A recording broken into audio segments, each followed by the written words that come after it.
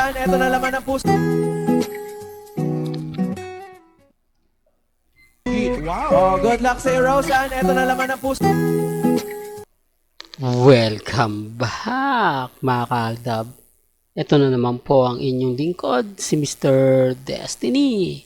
At magbibigay po tayo ng pinakamainit na update po ngayon sa social media mga kaaldab. Ito yung nakakatuwa po na lagi kong pinapaliwanag at lagi kong sinasabi sa inyo sa mga dumadaan at bumibisita po sa channel ni Mr. Destiny. Marami pong mga komento, marami pong mga question, katanungan na kung saan talagang dito lang po sa mga video natin may papakita. Sa mga hindi naniniwala, sapat na po itong ebidensya at resibo mga kaaldab na kung ano nga po ba talaga ang galawan ng real life couple. Dito pansin nyo yung kamay ni Mengay, di po ba hinawakan ni Alden Richards. Na common sense na lang po mga kaaldab na may mga simpleng, ito yung sinasabi ko na affected sila kapag ako nagbibigay ng update. Affected sila kapag ako nagbibigay ng mga paliwanag. Di po ba? Sabi ko nga po sa inyo, sa mga ayaw pong maniwala, sa mga nagsasabing, nako, Mr. Destiny, fake news yung mga sinasabi mo, hindi totoo yung mga ina-update mo. Hindi naman po ako namimilit. Di po ba? Ang sa akin lang naman po, binibigay ko yung mga gusto po nilang malaman. Ebidensya, nagtatanong sila, ano ba Mr. Destiny? Totoo ba na sila Mengay at Tisoy at laging magkasama? Ano naman ang ebidensya mo? Sinasabi ba nila sa'yo na, oh Mr. Destiny, magkasama kami ni Maine? Hindi po ba? Ito po yung ebidensya at resibo. Sino nga po ba ang humahata kay Alden? Di po ba? Si Mengay. Sa tingin mo nga po ba mga kaaldab? Oh, gagawin ba yan ni Mengay kung wala nga po talaga silang relasyon? Dapat ang lalaki ang humahawa kay Mengay. Di po ba? Ngayong si Mengay po yung nagmamadali. Ito yung sinasabi ko mga private event na kung saan dito nyo lang po makikita na sinasabing late na nga po raw itong dalawa sa show kaya nagmamadali. O, tapos sasabihin nyo na hindi Mr. Destiny. Dito po sa mga event na pinupuntahan po ng Aldab ng mga panahon nila Mengay at ni Alden, kasama sina Tatay Dab, Daddy Bay, di po ba? Nanay Dab at pamilya Paul Carson, nila Risa, Angel at April. Ang dami naming ebidensya kung ang pagbabasihan lang po natin. Mga video na kung saan niloloko pa ni Tatay Dab si Daddy Bay, na kung saan nagbibiruan po yung magbalae. Di po ba? Na kung tawagan nila balae. Ito hindi po magtatawagawa ng balae yan kung wala po talagang kasalang naganap, kasalang nangyari. Di po ba? Real talk mga kal. Kaya sabi ko nga po sa inyo, si Daddy Bay hindi naman po yung komedyante. Di po ba? Si Tatay Dab, di po ba? Hindi rin niyang komedyante. Kaya nga po paano niya sasabihin na nagpapatawa lang yung dalawa? Kung hindi naman po sa live, di po ba? Private event tong ina-update natin. Private event po yung nakitang nagmano si Alden kay Tatay Dab. Real talk mga kaaldab, wala pa po 100 yung mga naandon. Mabibilang mo lang. Kaya nga po sabi ko sa inyo, mas marami pong alam yung mga mamis, mga titas, mga senyor kesa po sa akin. Real talk to, lalo na po itong video na to na pinapanood ko po sa inyo na may magko-comment dito na naandyan siya sa loob mismo ng party na yan. Naandyan siya sa loob ng event na yan. Pag nag-comment siya, ibabash lang siya. Sasabihin lang sa kanya, dilulo ka lang, di naman totoo yung sinasabi mo eh. Di po ba? Siyempre, mawawalan ka na ng gana kasi wala kang kakampi. Walang tao magsasabi sa iyo na, hindi, totoo yan, nandyan din ako. Di po ba?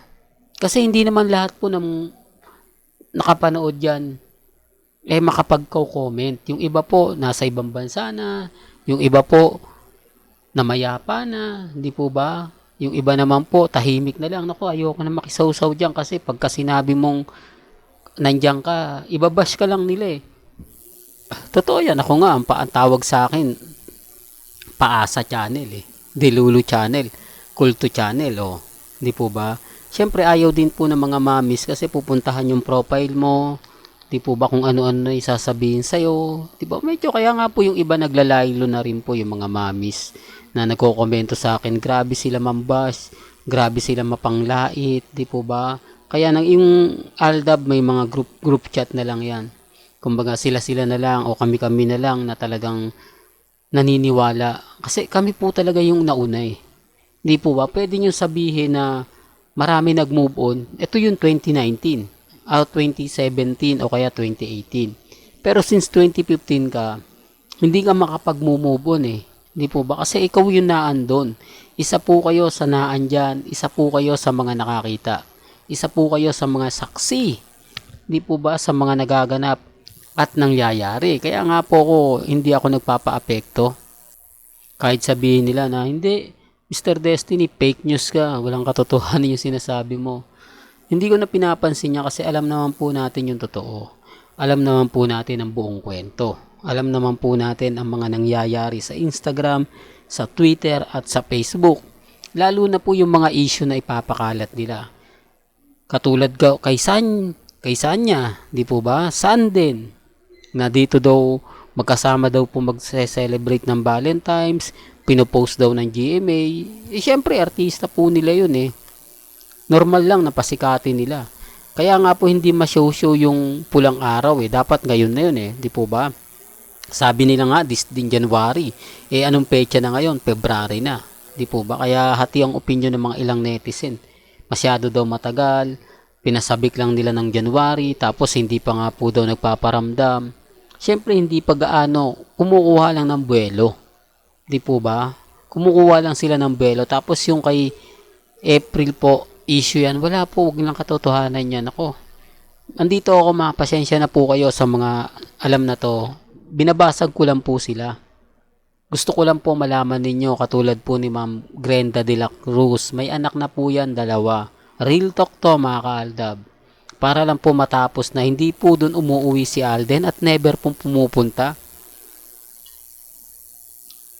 Sponsor lang po ano lang si Alden Richards ng commercial o beauty product ni Glenda. Kinuha lang po si Alden. Hanggang dun lang po yun. Di po ba? Kaya sabi ko sa inyo, 2 na po yung anak niya. Malalaki na po at nag-aaral na. Kaya imposible pong anak yun ni Alden Richards. Di po ba? Na hindi ko lang alam mga kaaldab kung mag-high school na o yung isa ay mag-high school na, yung isa elementary. Alam ko may elementary pero hindi ko alam yung isa kung high school na. Real talk mga kaaldab. Tapos si Catherine, ginagamit lang po ito ng mga fans. Kasi alam niyo na si Daniel Padilla, kung ang ipapalit kasi kay Catherine, yung pipitsuging artista lang, ayaw nila. Gusto nila yung bigatin. Gusto nila yung kilala. Yung pagsisisihan ni Daniel Padilla, yung pag-iwan kay Catherine. Di po ba? Yun ang pinupunto ko. Kaya lang po normal lang po na hindi makikialam ang GMA. Kasi papabor sa kanila yan eh. Nagkaroon ng mga pelikula, gaya nga po ng Hello Love Goodbye, sila yung kikita. Di po ba? Kanilang ano yan eh. Kumbaga magkakaroon ng hatian dyan. Di po ba? Gaya na sinabi ko, inayawan na yan ni Alden pero may mga sitwasyon na pinipilit nila yung tao. Parang yung panahon dati, di po ba? Na kung saan sinabi ni Alden na magkukwit na siya sa showbiz. Pero si Mengay hindi siya pinagbigyan, di po ba? Sabi ni Mengay, tuloy mo lang. Ako na yung gagawa ng paraan, di po ba?